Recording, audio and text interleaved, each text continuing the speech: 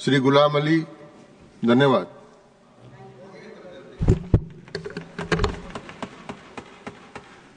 शुक्रिया सर, आपने मुझे 5 मिनट्स होम मिनिस्टर साहब की वर्किंग पे बोलने के लिए इजाज़त दी। मैं आपका बहुत मशकूर हूँ।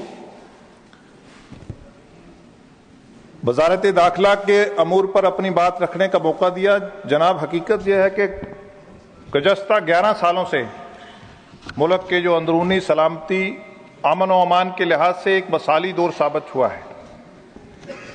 मैं अभी सुन रहा था कि हमारे कांग्रेस के सीनियर मेंबर ने कहा कि अगर एलोकेशन जम्मू कश्मीर के लिए बढ़ाया, इसका मतलब हालात जो हैं वहां खराब हैं। मुझे समझ नहीं आती कि आज मॉडर्न जमाना है, सिक्योरिटी फोर्सेस को टेक्निक से नवाजना है, साइबर क्राइम को करब करना है, तो एलोकेशन को हालात खराब से क्यों जोड़ते हैं, मुझे समझ नहीं आता है। यही जानेंगे।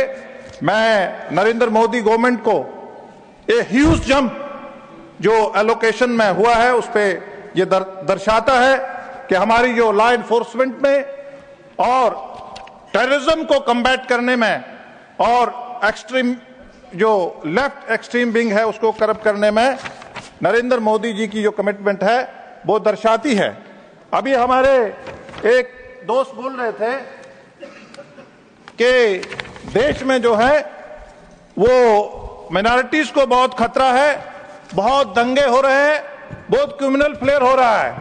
Chairman sir, history doesn't lie. The most devastating criminal rights in independent India history did not take place under this government watch. They occurred under the Congress-led regimes, where rights were either ignored, encouraged, or weaponized for electoral advantage. In 1984, anti-Sikh riots, where thousands were butchered in the streets of Delhi, were not a spontaneous reaction, but a state-sponsored pogrom. Who was in the power? The Congress. Who led the mobs? Congress leaders. And who justifies the killing? The then Prime Minister himself, with the chilling words, when a big tree falls, the earth shakes. ये अल्फाज है, ग्रेवा में झांकिए जरा। Chairman sir, यहीं बात खत्म नहीं होती है। आप मैसेकर देखिए साहब में 1983, आप बगलपुर राइट्स देखिए 1989, आप बॉम्बे राइट्स देखिए 1992-93, आप मेरठ राइट्स 87। लेकिन इसके बरक्स हमारी सरकार, contrast with the strong decisive and fearless leadership India has witnessed under the Modi-led government at the center. Under our governments, despite countless provocations and attempts to incite unrest, India has remained more stable, secured and united than under any previous regime. We have empowered law enforcement, strengthened intelligence network, sent a clear message, right or irrespective of their religion, political affiliation, will face justice. Sir, मैं जम्मू कश्मीर से आता हूं और जम्मू कश्मीर की बात नहीं करूंगा तो नाइंसाफी हो जाएगी। जम्मू कश्मीर हमेशा एक एहसास मुद्दा, एक पॉलिटिकल माइलेज के लिए बनाया गया है। और मैं चेयरमैन सर कुछ चीजें आप सदन के ध्यान में आपके माध्यम से लाना चाहूंगा और देश को बताना चाहूंगा।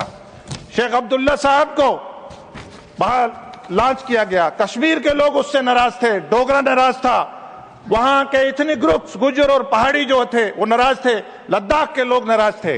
यहां वो रीजन्स में डिस्क्रिमिनेशन करते थे, कभी जम्मू को कश्मीर के साथ, कभी कश्मीर को जम्मू के साथ। देश के वजीर आजम ने और देश के वजीर दाखिला ने एक स्ट्रोक से इन सब डिस्क्रिमिनेशन को खत्म किया और 370 को उखाड़ के फेंक दिया और लद्दाख को यूटी बनाया। चेयरमैन सर, यहां गुज्जर और पहाड़ी को, यहां कई इतने ग्रुप्स को जो नॉन कश्मीरी स्पीकिंग मुसलमान था, ये मुसलमानों के बड़ा मसीहा बनते हैं। इन्होंने जानबूझ के पीओजे के जो आज पाकिस्तान के नाजायज कब्जे में है, इंटेंशनली दिया ताकि इनका जो सुल्तान शेख अब्दुल्ला जो था उसकी नस्ल दर नस्ल हमेशा सल्तनत रहे। सर, ओबीसी जम्मू कश्मीर में इनको 70 साल ओबीसी दिखा नहीं। भारतीय जनता पार्टी नरेंद्र मोदी जी की रहनुमाई में 8% रिजर्वेशन दिया। वुमेन महिलाएं, इस्लाम ने 1400 साल पहले औरत को हक दिया। मुस्लिम मेजॉरिटी इलाका जम्मू कश्मीर, औरत अगर हिमाचल में दिल्ली में शादी करती उसको अपनी प्रॉपर्टी पे राइट नहीं था।